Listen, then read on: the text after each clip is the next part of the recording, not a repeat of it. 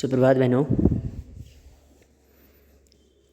आज कक्षा 10 विषय हिंदी। आज हम पढ़ेंगे सूर्यकांत त्रिपाठी निराला जी द्वारा उत्साह का दूसरा पाठ अट नहीं रही है। ये जो है बसंत ऋतु के आगमन पर लिखा गया है। अट नहीं रही है आभा फाल्गुन की तन सट नहीं रही है। कहीं सांस लेते हो घर घर भर देते हो, उड़ने को नभ में तुम पर पर कर देते हो। आँख हटाता हूँ तो हट नहीं रही है पत्तों से लदी डाल, कहीं हरी कहीं लाल। कहीं पड़ी है उर्मे माल, मंद गंध पुष्प माल। पाट पाट शोभा श्री पट नहीं रही है।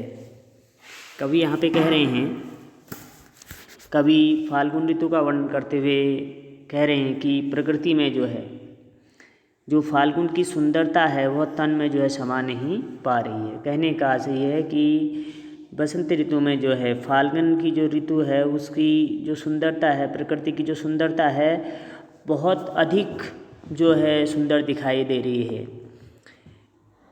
आभा फाल्गुन की तन सट नहीं रही है। फाल्गुन ऋतु में कह रहे हैं कि मानव अत्यंत प्रसन्न दिखाई दे रहा है। चारों तरफ हरियाली है, नए नए कोपले, नए नए फूल, नई नई पत्तियां वृक्षों में पौधों में आ गए हैं।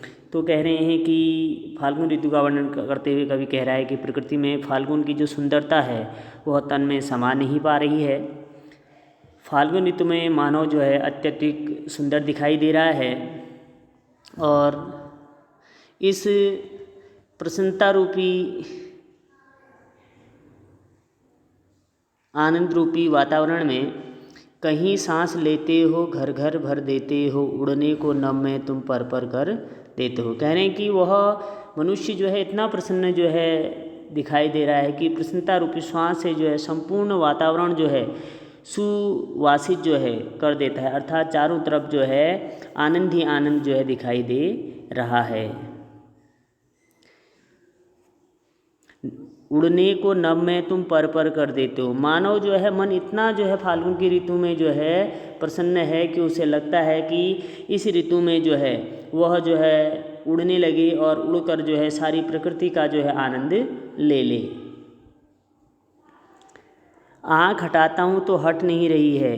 आज कह रहे फाल्गुन ऋतु इतनी सुंदर दिखाई दे रही है, इतनी सुंदरता चारों तरफ व्याप्त है कि वह बार बार उसको निहारने का कवि का मन कर रहा है। बार बार निहारने के लिए कवि उसको उत्सुक है। पत्तों से लदी डाल, कहीं हरी कहीं लाल। चारों तरफ प्रकृति के वातावरण का सुंदर वर्णन करते हुए कह रहे हैं कहीं पत्तियों से डालें लदी हुई हैं, कहीं हरे पत्ते हैं तो कहीं लाल पुष्प उनमें दिखाई दे रहे हैं। कहीं पड़ी है उर्मे मंद गंध पुष्पमाल, और कहीं कहीं प्रकृति में मैं देख रहा हूँ, कह रहे हैं कवि, कि चारों तरफ सुगंध से युक्त और जो हवा में बह रही जो सुगंध है उस सुगंध से युक्त पुष्पों की माला प्रकृति ने पहन रखी है। पाट पाट शोभा श्री पट नहीं रही है। फाल्गुन की जो सुंदरता है वो इतनी सुंदरता है कि वह जगह जगह स्थान स्थान पे समा नहीं पा रही है। कहने का आशय ये है कि चारों तरफ प्रकृति का अत्यधिक आनंद दिखाई दे रहा है। फिर देख लेंगे एक बार।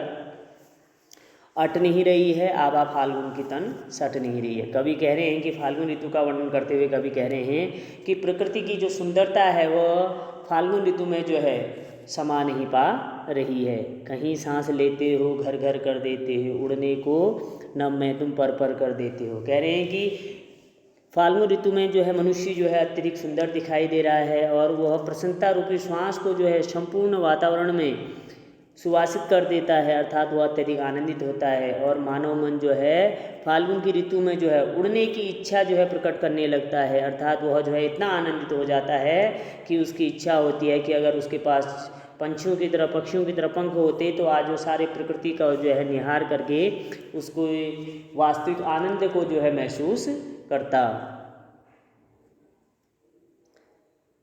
आँख हटाता हूँ तो हट नहीं रही है। और प्रकृति की इतनी सुंदरता कह रहे हैं कि इतनी सुंदरता प्रकृति की जो है दिखाई दे रही है, इतना आनंद प्रकृति को देखने में आ रहा है कि मैं अपनी आँखों को जो है उस प्रकृति से हटाना भी चाहूँ तब भी उसे नहीं हटा पा रहा हूँ। अर्थात कहने का आशय है कि बार बार उस प्रकृति को निहारने का जो है मन कर रहा है।